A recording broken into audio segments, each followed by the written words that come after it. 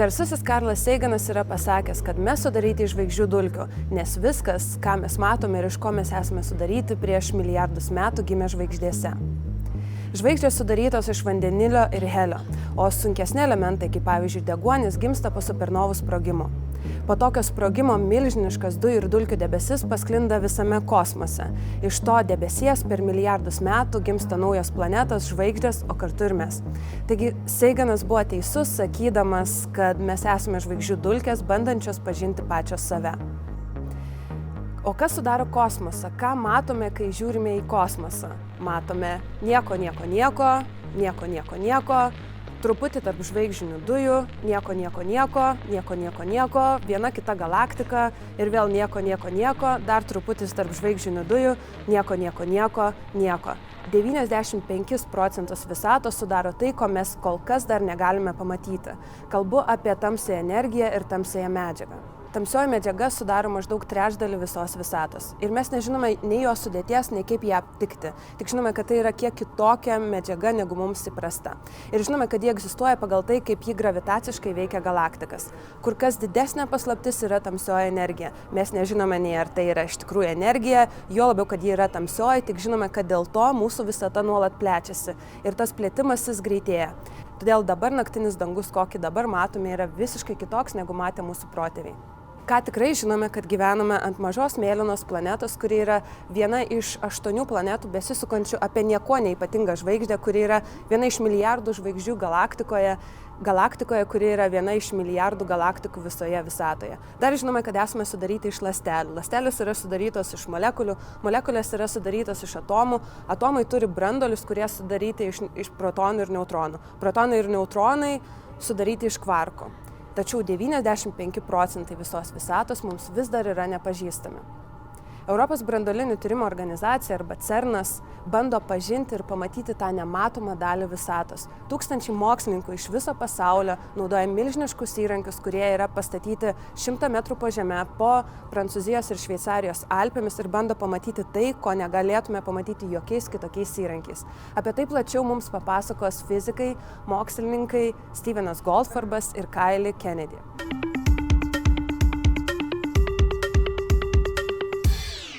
The Large Hadron Collider, I would describe it as the world's most powerful microscope. It's designed to help us try to understand the basic components of nature.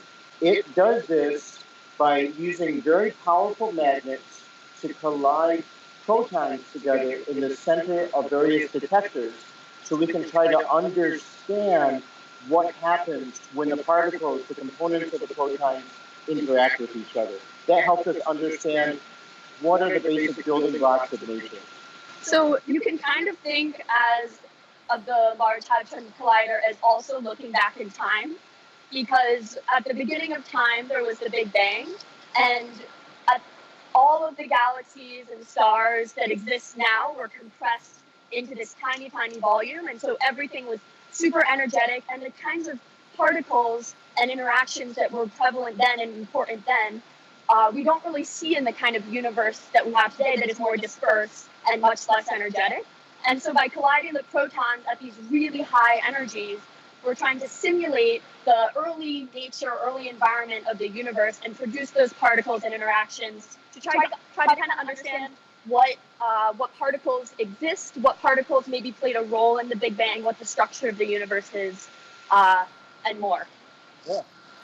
I mean, just to give you perspective, Kiley first started to try to understand the beginning of the universe by asking me, but I'm not quite old enough to give her the answers, so we started these experiments. Well, we've made some really important discoveries, the most important of which happened over 7 years ago now, which is the discovery of the Higgs boson. That was something very fundamental and something that we've been looking for decades. Yeah. Like it was proposed more than 50 years ago. It helped to explain how fundamental particles that have no substance, have no volume, are not made up of anything. Okay, they're a point in space. Why these things have mass and why they have different masses. It was proposed way back in 1964, a solution for this by Peter Higgs, Francois Blair, Robert Root, and they had told us it would be almost impossible, if not impossible, to find. So we looked for it, and we found it, and we're really, it was very exciting, very important for us, because by having found a particle that represents all of the interactions with mass, it can interact with anything with mass. That means that we've opened a big door to exploration, and that's what we're looking through right now, this door to exploration. You are currently standing by the ATLAS experiment. Can you tell me why is it important and what does ATLAS do? Okay, let's see, why is it important? I can give you, let me give you some questions, okay? The questions we're trying to answer, and you can tell me if you think they're important. I think they are. What are we made out of? Where do we come from? Where are we going? And what are the sort of rules behind all of this? Those are questions that human beings have had that forever. We have more specific questions, which we think that this beautiful machine, well, the machine and the detector will help us to answer. The more specific questions, for example, are what is dark matter, which makes up most of the matter of our universe, that holds together galaxies? What is the dark energy, which takes up even more of our universe, the vast majority of our universe? What is that? What is it that's causing our universe to expand more and more rapidly? What is antimatter? Why is antimatter? We sort of understand what an antimatter is, but why did it disappear? Why do we exist? That's a good question. So I think what you're trying to get at for viewers who may not be as familiar with antimatter is that, antimatter is kind of, among maybe non-physicists, is thought of this crazy idea. But in this machine behind us, in the proton-proton collisions we produce an equal amount of matter and antimatter. Mm-hmm. So for every electron you get an anti-electron. For every proton you can get an anti-proton. It all balances out, except when you actually look around our universe, you see this abundance of matter, and you see very, very little antimatter. And so if we're producing the same amount in our detector, and we only see matter around us and not antimatter, then there's some mystery of an imbalance in the early universe that shows that preferred matter over antimatter, and that's kind of a big mystery that we're trying to solve. Can we go back a little bit? You mentioned the antimatter. It's a really difficult concept to grasp of. Can you tell me what is the antimatter? So what is antimatter? I don't want to get too deeply into the details, but it happens at one point that a great theorist named Dirac saw in one of his equations that there was p squared, momentum squared was the solution. Now, what does that mean? Why does that give us antimatter? If you have a number like 2, and you multiply it by itself, you get a square, and that gives you 4. 2 squared is 4. It turns out that if you take minus 2 and multiply it by itself, you get a square of minus 2, and it's also 4. And that was, he said, I know what this means. Physically, this means that there could be particles that are exactly the same as what we have, but have an opposite charge. So an electron, which has a negative charge, could have something else, which we now call a positron, because he was right, and are exactly the same particle with a different charge. So for every particle, it turns out, and we've measured this now, there's an antiparticle. A guy named Anderson did the first measurement where he saw an electron that curved the wrong way in the magnetic field, and he said, hey, I found it. And let's call it the positron, because I'm positive. So that's what antimatter is. We see in all of our equations and in everything we measure that we produce almost equal amounts of matter and antimatter. And we know that at the beginning of time, 13.8 billion years ago, just before I was born, that there was, at that Big Bang, equal amounts of matter and antimatter were most likely produced. Equal amounts, matter, antimatter. It came out into the universe. The matter ran into antimatter ran into matter, and when they run into each other, It's not just a nice, polite, hi there, I'm matter. How are you doing, antimatter? They explode, and there's a huge amount of energy. And this happened, and all of the matter and all the antimatter in the universe disappeared. But there's an exception. There's a little bit of dust that remains, and we call that matter, and that's us. So we're just here by a quirk of chance, and we don't really understand that. So we're trying to understand why we're here. So we have a lot of big questions. Wow. Now let's go back to the matter a little bit.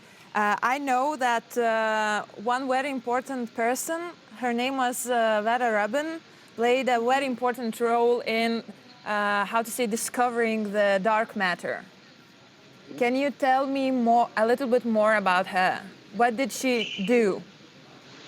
So there was, actually, do you want to talk a little bit? I mean, we have Kylie here. No, so I can talk about the inference of dark matter in the galaxy. Okay. I'll start with a little bit of the story. But I'm less familiar with her. Okay, so here's the story. The story actually goes back before Vera Rubin. There was a guy named Zwicki, who done some measurements out in space, and he saw the movements of clusters of galaxies, right? And he saw how they were moving, and he said, there's something strange going on here. It's as if there's some stuff out there that we don't see. And he came up with some term, and he called it dark matter, because he doesn't see it. It actually would have been better to call it invisible matter, but we refer to it as dark matter. Now, fast forward a little bit. Vera Rubin, a brilliant American astronomer, comes along, and she gets this nice device which allows her to measure the speed of stars and galaxies. And she says, well, I have an idea. I want to measure if the stars on the outside of galaxies and the stars on the inside of galaxies move the way we expect. Now, if you look at a solar system, you can see that the planet on the inside moves more quickly than the planet on the outside. And that's normal. Newton could have told you that, right? This is how planets move around. And she said, well, let's just check this. This is often like this in science, right? Let's check this hypothesis. I'm sure if we look at galaxies, we'll see the same thing. But what did she see? So I'm going to ask Kylie, tell us, what did she measure? So basically, you just to go back to your solar system analogy. So in contrast to the solar system analogy, where the planets closest to the sun move the fastest, and the planets furthest from the sun move the slowest, let's kind of use the pizza analogy. So if you have a pizza, and the pizza is turning, the crust is moving faster than the points closest to the center around which the pizza is turning. So these are kind of our two extremes of how objects can move around some center. And basically, she was able to look at the distribution of speeds of the different stars and objects in the galaxy as a function of their distance from the supermassive black hole at the center of our galaxy. And based on their speed, she was able to produce some galactic mass distribution. And so she took this distribution and then compared it to the distribution of mass that we see, of stars, of gas clouds, etc. And she found that they do not line up. In fact, what she had measured is so much more mass than the mass we can measure from the stars with our telescopes. And so this is the big, this prompted this big dark matter hypothesis, as Steven said, invisible matter hypothesis, which is that there is matter that we just can't see. There is invisible matter that is there. We can measure that it's there based on the movements of stars and objects in our galaxy, but when you actually look and expect to see clumps of matter and stars in those places which she predicted, you don't see anything. And so this is one of the great mysteries of the universe, because dark matter is up to 10 times more prevalent than normal matter that we understand today. Yes, even it's up to 10 times. 20, Well, it's like 80 to 90% of all of matter is dark matter. Same thing, yeah. So it's an amazing thing. We have all this stuff, and it's going through us all the time. It's everywhere. we've measured it in many other ways since then, right? So Vera Rubin, she was the first brilliant astronomer. Of course, she didn't get a Nobel Prize because, she was a woman, right? But they were done with that now, and the Nobel Committee is going to take care in the future, I hope, and give Nobel Prizes to women because they do brilliant work. And Kiley will be one of the first. So it was very important that she also made that link that she'd read her books and that she knew about Zwickie's work as well and used that term dark matter and did the calculation to say, well, if there's something else, this is how much it would be. And it's since been confirmed by many other measurements. We can see light, distant light from stars and galaxies being bent by massive stuff that we don't see. And we know from these maps of dark matter that it's out there. We know where it's at. We just have no clue what it is. Wow, that sounds really exciting. And regarding the exciting things, I know that the LHC is currently off, and you are guys getting ready for the upgrade. What are you excited about the most after it's on again? So this upgrade is let me in full force. I can show you a little bit. Hold on. Here, I'm gonna move my camera around so when we talk, you can see. So a this little upgrade bit. is in full force. We started last year at the beginning of 2019, and the purpose of this upgrade is a trigger upgrade, and so I'll go into a little bit of that. So we see in the LHC 40 million collisions per second, and so that's quite a bit. And unfortunately, we don't have the capability to save the information from every single event. We can only save about 1,000 events per second. And so we have to go from 40 million to 1,000, maybe a little bit more than 1,000 events per second in a very short amount of time. And the way we do this is through something we call a trigger. And so we have two triggers. We have a low-level trigger, and then we have a high-level trigger. And our low-level trigger needs to decide whether to keep an event in a few microseconds, which is very, very quick. And so it's not able to calculate complex objects and do very sophisticated algorithms in order to decide, is this event interesting? Does it have new physics? Or is this event not as energetic, not as interesting, less likely to have new physics? And so right now, we're upgrading that level 1 trigger for improved granularity of the detector and improved algorithms, because we might accidentally be throwing away the interesting events without even knowing it, without even less than a second after that event occurred. And so it's really important to have this improved trigger, because then we are able to better identify the interesting events which might have new physics and distinguish those from the less interesting events. So that's the next run of the LHC, run 3, which will start in the next year or so, will be really interesting, because we're going to try to play with these different triggers and try to collect maybe a slightly different data set than the types we have collected in the past. So it's really important work for us, because when we come back online, right, we're going to get roughly 3 times the rate of data coming at us. And already we're getting 40 million collisions a second. We're also, we're getting 1 billion proton collisions essentially that are happening every second. So there's a huge amount of data, and that's really essential. There's different ways that you can explore. One is by going to higher energy, but another is by having many, many, many more collisions, because that allows us to look for those things which happen only very rarely. And we're excited because there's certainly things to discover in that new data that we'll be getting. It's actually now, they've made a delay. It's going to come on in the middle from May or so of 2021 is when we're set to start coming back online. It will take a little bit of time before we get fully back in action. But we're very excited about that. That sounds like a lot of data. Who or what will analyze what you get? It seems humanly impossible to analyze it for humans. So it would be humanly impossible if it was just one person.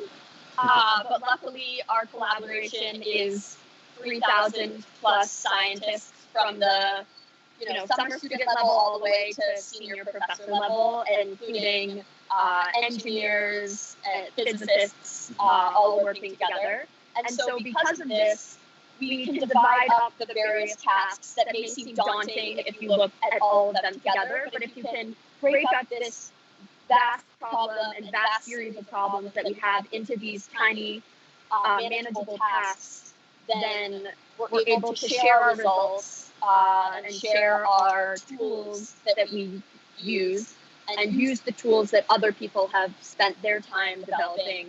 And it ends up working. We end up being able to do these crazy analyses, which is really cool. Yeah, I think Kiley's pointing to something which is perhaps the most important experiment of this whole laboratory. The whole idea, CERN itself started in 1954, and the idea at the time in sort of post-war Europe was to bring together scientists from various countries all around the continent, and now that includes from all over the world, and that these scientists come together to work on science for peace. It turned out to be, whether by accident or by design, to be an awesome recipe. So we have thousands and thousands of scientists who are here working together, who come from every single country you can imagine, every single background and culture. And that helps us in many, many ways. People bring their expertise, they bring their technology, they bring their points of view. This might be underrated, but having a different point of view, a different social and cultural background, means that you're going to look at problems differently. And when we look at a problem, one of the most important things we do is we look at the data, we look at the problem from many different points of view, and that helps us to kind of remove our own biases, our own what we call systematic biases, and come up with an objective measurement. Because that's what science is. It's when we all agree on something, that this is now knowledge. We understand something. And that's really what it's all about. So it's perhaps, the most important thing, in my opinion, these 3,000 signatures on our paper. Wow, that's really amazing. I really miss this place. And so my last question is, what would happen if the particle beam would go through my hand, if I put my hand in at the LHC while it's working? Well, it would hurt, Goda. I don't ever want you to do that. The first thing I should say is that the beam would go right through the middle of this. So there's a detector right here. And where I'm passing the point of view here, that's where the beam would go. We've removed the beam line for now. It's actually really physically impossible for that to happen, for you to get inside. Even if we tried as hard as we could to come inside here when the beam is on, and we open any of the doors, it turns off the beam. But okay, let's suppose you manage to sneak in here Mission Impossible style because you really wanted to destroy your hand. Then you'd also face the problem that you'd have to get inside that detector, which is hard to do. Right? Let's say you got in there, you transformed your body, you snuck inside there, and you stuck your hand in. You would have the energy equivalent of a freight train in motion, all held down to the size of, let's say, a needle. Just take a freight train, squeeze it down into a needle, and then poke it through your hand. That's what would be like. So I think it would hurt. It would put a hole in your hand, and that huge amount of energy would pass right through. I don't think it would do much more than that. It would put a hole where the beam was. But I don't want to do that. I don't want to see that happen to you, Goda. Please don't do that. Okay. Thank you, Kiley. Thank you, Steven. It was really interesting, and hope maybe next time we'll see you here in Vilnius. Oh, I'd love to. I love Vilnius. It's a great place. Okay, bye. Thank you, guys. Thank you. Bye-bye, Goda. Bye-bye.